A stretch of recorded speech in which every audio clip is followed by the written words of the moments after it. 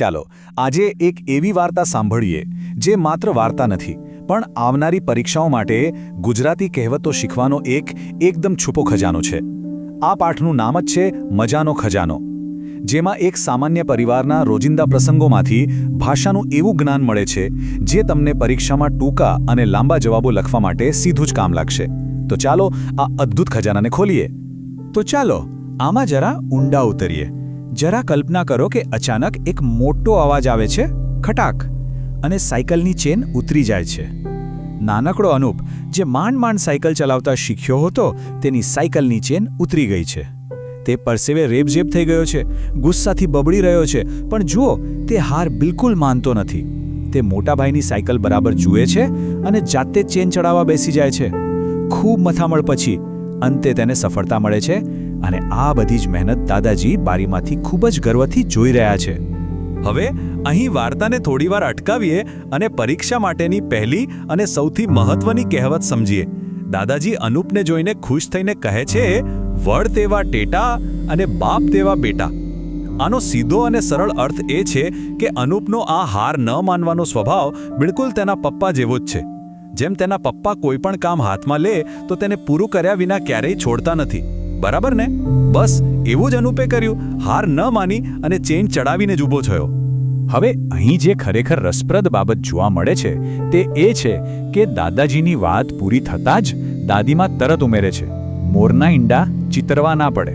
હવે ધ્યાન આપજો, પરીક્ષામાં પૂછાઈ શકે તેવો આ એક બહુ જ અગત્યનો મુદ્દો છે. આ બંને કહેવતોનો અર્થ ખરેખર એક સમાન જ થાય છે.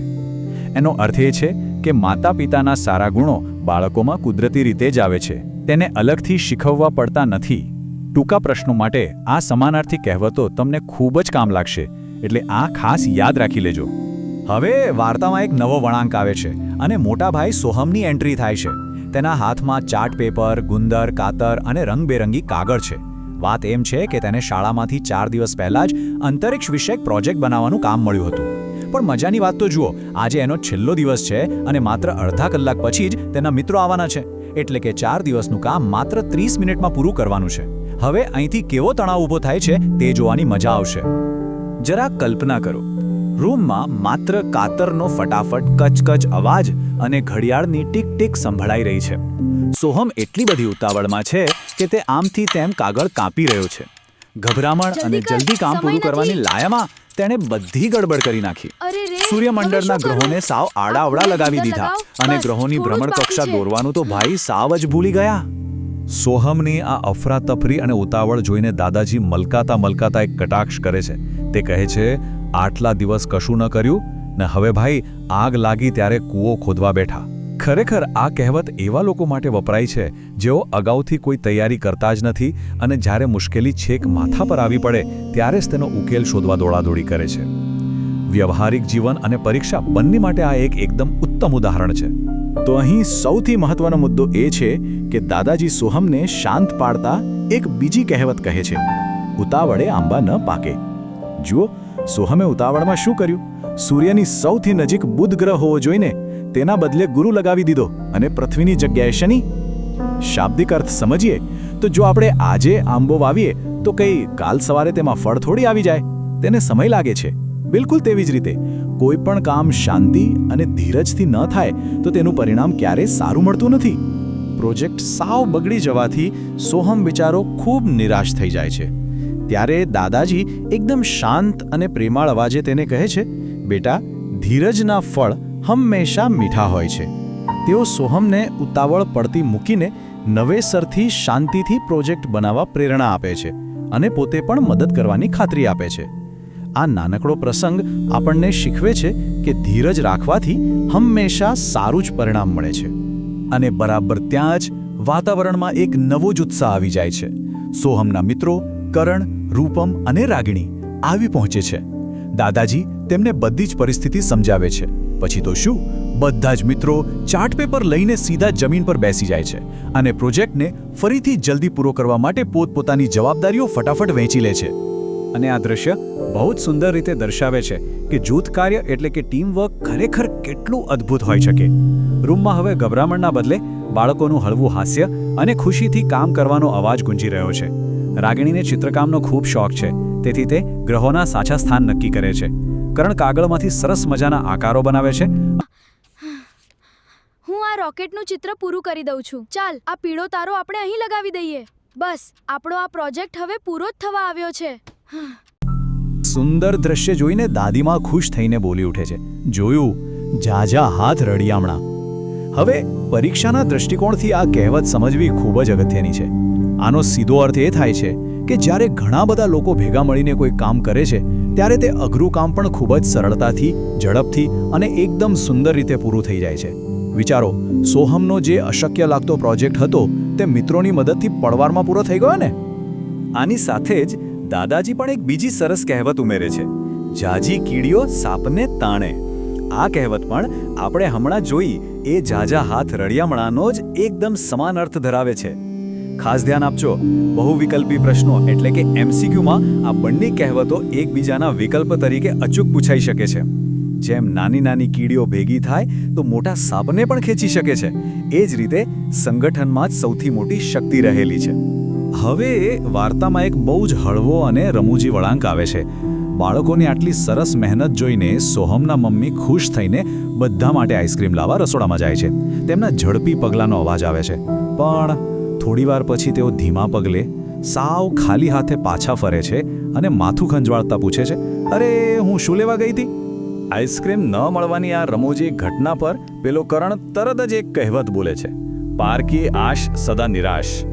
આનો અર્થ એકદમ સ્પષ્ટ છે કે જો કોઈ કામ માટે આપણે બીજા પર આધાર રાખીએ તો અંતે આપણા હાથમાં નિરાશા જ આવે છે. પોતાના કામ માટે અન્ય પર ભરોસો કરવાથી ઘણીવાર ધારી સફળતા મળતી જ નથી. આઈસ્ક્રીમ ન મળ્યો એટલે નિરાશા તો થાય ને. જ્યારે મમ્મી ખાલી હાથે પાછા ફર્યા ત્યારે કરણે બીજી પણ એક સચોટ કહેવત કહી, હૈયું બાળવા કરતાં હાથ બાળવા સારા. હવે એક એક્ઝામ વિસ્પરર તરીકે હું તમને કહીશ કે જો પરીક્ષામાં આનો અર્થ લખવાનો આવે તો સ્પષ્ટ રીતે સમજજો. કોઈ અન્ય વ્યક્તિને કામ સોંપી અને તે બગાડે અથવા ભૂલી જાય, જેનાથી મનમાં દુઃખ થાય એટલે કે હૈયું બળે, તેના કરતાં જાતે જ મહેનત કરીને એટલે કે હાથ બાળીને કામ પૂરું કરવું હંમેશા વધુ સારું છે. વાર્તામાં આટલી બધી કહેવતો સાંભળીને રૂપમ બિચારો થોડો મૂંઝાઈ જાય છે. તેને પ્રશ્ન થાય છે કે આ કહેવતો આખરે છે શું? અને આજનો આપણો મુખ્ય શૈક્ષણિક હેતુ પણ આ જ પ્રશ્નનો જવાબ મેળવવાનો છે. પરીક્ષામાં કહેવતની વ્યાખ્યા આપો એવો પ્રશ્ન તો અચૂક પૂછાઈ શકે છે. તો ચાલો આગળ વધીએ અને જોઈએ કે આ કેવી રીતે રચાય છે. પાઠ્યપુસ્તક મુજબ કહેવતની વ્યાખ્યા કંઈક આ પ્રમાણે છે. કહેવત એટલે લોકજીભે બોલાતા આવતા શબ્દોનો સમૂહ. વ્યાવહારિક અનુભવના આધારે પરંપરાગત રીતે પેઢીઓથી જે શબ્દ સમૂહ બોલાતો આવે છે તેને કહેવત કહેવામાં આવે છે. એકદમ ટૂંકમાં કહીએ તો આપણા વડીલોના લાંબા અનુભવનો નિચોડ એટલે જ કહેવત. હવે એક મજાની વાત જુઓ, ગુજરાતી ભાષાની સમૃદ્ધિ જ એ વાતમાં છે કે તેમાં એકબીજાથી તદ્દન વિરોધી અર્થ ધરાવતી કહેવતો પણ છે. લાંબા પ્રશ્નોમાં આ વિશ્લેષણ તમને બહુ જ કામ લાગશે. એક બાજુ કહેવાય છે, બોલે તેના બોર વેચાય, મતલબ કે સફળ થવા માટે સમયસર બોલવું જરૂરી છે. તો બીજી બાજુ પરિસ્થિતિ મુજબ એમ પણ કહેવાય છે કે ન બોલ્યામાં 9 ગુણ, મતલબ કે અમુક જગ્યાએ ચૂપ રહેવું જ શ્રેષ્ઠ છે. છે ને કમાલ? અને બિલકુલ એ જ રીતે આપણી ભાષામાં એકદમ સમાન અર્થવાળી કહેવતો પણ છે. જેમ કે અધૂરો ઘડો છલકાય અને ખાલી ચણો વાગે ઘણો. આ બંનેનો અર્થ એક જ થાય છે કે જે વ્યક્તિ પાસે ઓછું જ્ઞાન કે ઓછી આવડત હોય છે તે હંમેશા વધારે પડતો દેખાવ કે બડાઈ કરે છે. પરીક્ષામાં સમાનાર્થી કહેવતો ઓળખવા માટે આ બંને ઉદાહરણ યાદ રાખવા ખૂબ જ જરૂરી છે. વિભાગ 2 પરીક્ષાની તૈયારી. તો ચાલો હવે એકદમ એક્ઝામ મોડમાં આવી જઈએ અને જોઈએ કે આપણે કેટલું શીખ્યા. તમારા સ્વાધ્યાયનો આ પહેલો પ્રશ્ન છે. જોઝેફ એના પપ્પા જેવો જ સંગીતકાર નીકળ્યો. હવે વિચારો આ વાક્ય માટે નીચેનામાંથી કઈ કહેવત યોગ્ય રહેશે? ચાલો અહીં થોડીવાર વિચારીએ. યાદ કરો આપણી વાર્તાની શરૂઆતમાં પેલો અનુપ અને તેની સાયકલની ચેનવાળી ઘટના. બિલકુલ સાચું વિચાર્યું. આ પરિસ્થિતિ માટે 2 કહેવતો વાપરી શકાય. વડ તેવા ટેટા અને બાપ તેવા બેટા, અથવા મોરના ઈંડા ચિતરવા ન પડે. કારણ કે જોસેફમાં તેના પિતાના સંગીતના ગુણો આપમેળે જ ઉતરી આવ્યા છે. આ રીતે જો વાર્તાને પ્રશ્નો સાથે જોડી દેશો તો જવાબ ક્યારેય નહીં ભૂલાય. હવે આજનો છેલ્લો પ્રશ્ન, જે તમારા પાઠના સ્વાધ્યાયનો ત્રીજો પ્રશ્ન છે. આ તમારી યાદશક્તિની કસોટી છે. બોલે તેના બોર વેચાય.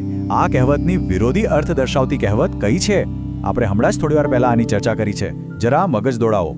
અને એનો સાચો જવાબ છે ન ભૂલ્યામાં 9 ગુણ.